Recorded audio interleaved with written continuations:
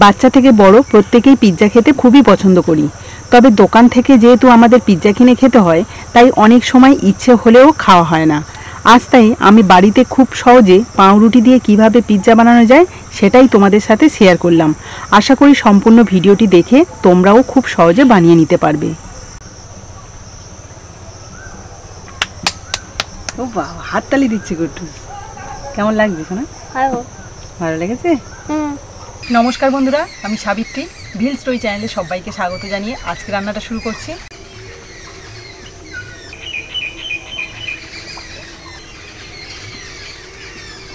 পাউরুটির পিৎজা বানানোর জন্য এখানে আমি 1 প্যাকেট পাউরুটি নিয়ে নিয়েছি। এটাকে একটা পাত্রে নিয়ে নেব আর এই পাউরুটির পিৎজাটা মাত্র 10 মিনিটের মধ্যে রান্না করে দেখাবো। দেখতে যেমন সুন্দর হবে, খেতেও কিন্তু দারুণ লাগবে।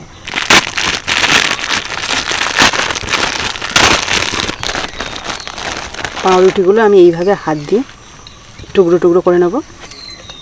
তোমরা কাঁচি দিয়েও কেটে নিতে পারো। মাত্র কয়েকটা উপকরণ যা আমাদের ঘরেই থাকে সবারই, সেই সব উপকরণ দিয়েই কিন্তু এই পিৎজাটা বানাবো।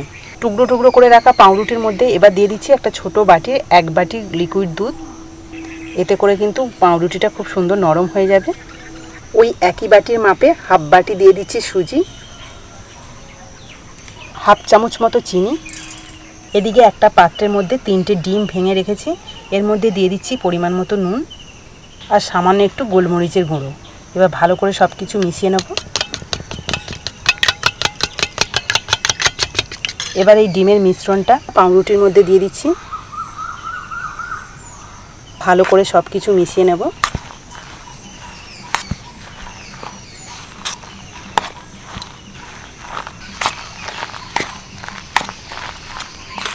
মিশ্রণটা দেখো একটু শুকনো শুকনো মনে হচ্ছে, তার জন্য আমি অল্প করে দুধ দিয়ে দেবো।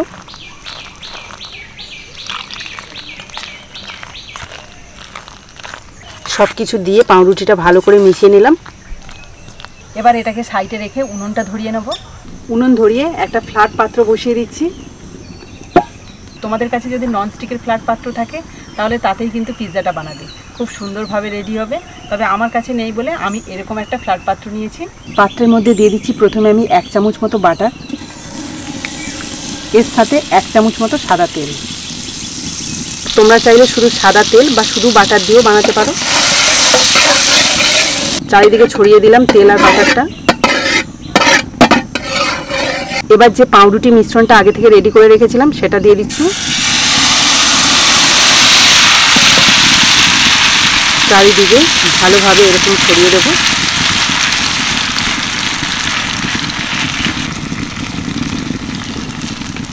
এই সময় আঁচটা খুব জোরে জ্বলে উঠেছে, সেই জন্য আমি একটু নামিয়ে নিয়ে ঠিক করে নেব। চামচের সাহায্যে চারিদিকটা ভালো করে সমান করে নিচ্ছি। আঁচটা অনেকটাই কমে গেছে আর এদিকে দেখো মিশ্রণটাও ভালোভাবে সমান করে নিলাম পাত্রে। এবার বসিয়ে দিয়েছি।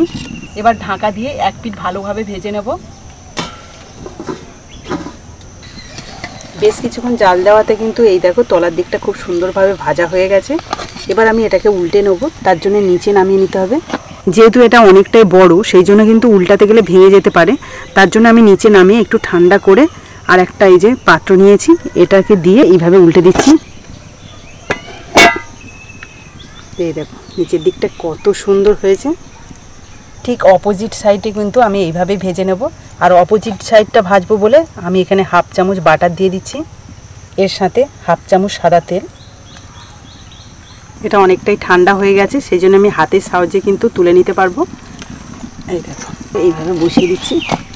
ব্যাস, এবারে ওপরে আমি দিয়ে দিচ্ছি টমেটো কেচাপ।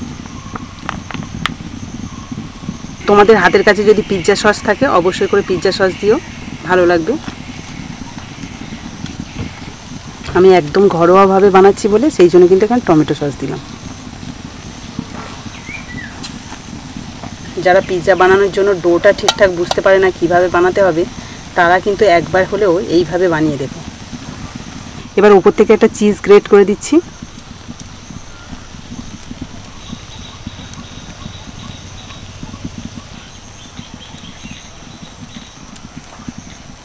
এবার দিয়ে দিচ্ছি ক্যাপসিকাম কুচি।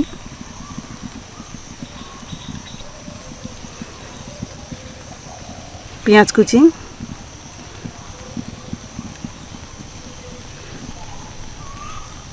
টমেটো কুচি, তোমরা চাইলে রেড ক্যাপসিকামও দিতে পারো,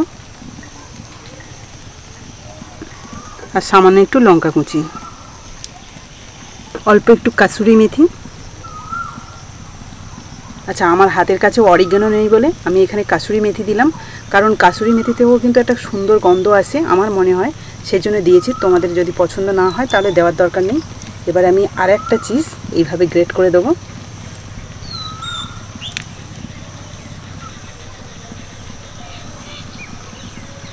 বাচ্চারা তো পিৎজা খেতে খুবই পছন্দ করে, তাই বাড়ি থাকা উপকরণে যদি খুব সহজভাবে বানানো যায় ওরা ভীষণ খুশি হয়ে খাবে। এবার আমি 5 মিনিটের জন্য ঢাকা দিয়ে এটাকে ভালো করে কুক করে নেব। 5 মিনিট হয়ে গেছে, এবার উনুনটা নিভিয়ে দিয়ে ঢাকনাটা খুলছি। এই দেখো কি সুন্দর হয়েছে পিৎজাটা, দারুণ লাগছে মাম্মা। মেয়োনিজটাও কি সুন্দর গলে গেছে, দারুণভাবে কিন্তু সেট হয়ে গেছে পুরো পিৎজাটা। মানে কত কম সময়ের মধ্যে বাড়িতে ঘরোয়াভাবে যে পিৎজা বানানো যায় এটা না দেখলে কেউ বিশ্বাস করতেই পারবে না।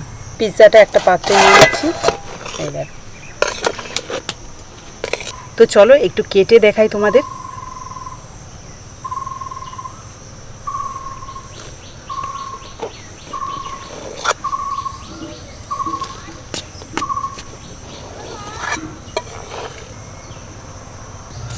এক টুকরো কেটে নিয়েছি, আর কত সুন্দর লাগছে দেখো পিৎজাটা, দারুণ কিন্তু দেখতে হয়েছে। নামানোর পর এক পিস প্লেটে করে নিয়ে নিয়েছি, আর এটা কুট্টুসকে দেবো, কারণ ও পিৎজা খেতে ভীষণ পছন্দ করে। আর যখন থেকে শুনেছে যে পিৎজা হবে তখন থেকেই তো মানে কখন আসবে আর কখন খাবে সেই চিন্তাতেই ছিল। তো যেই ঘুমাচ্ছিল তখনই আমি পিৎজা বানাতে এসেছি, আর ঘুম ভাঙার সঙ্গে সঙ্গে কিন্তু ও চলে এসছে এখানে।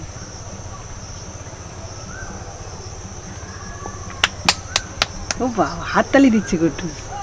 কেমন লাগছে শোনা? ভালো লেগেছে?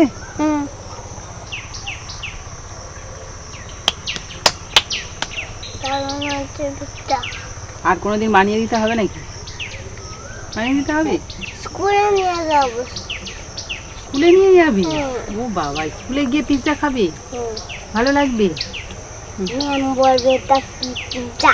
ম্যাম বলবে এটা কি পিৎজা? ও বাবা, ম্যাম দেখে বলবে? কুট্টুসের থেকে আমি একটু খেয়ে দেখি কেমন হয়েছে।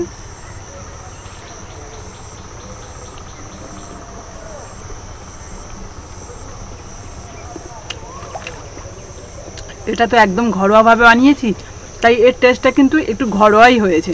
পিৎজা যে অরিগানো বা পিৎজা সস যেগুলো থাকে সেগুলো তো নেই, শুধুমাত্র চিজটা আছে, সেই জন্য টেস্টটাও সেরকম অন্য রকম হয়েছে।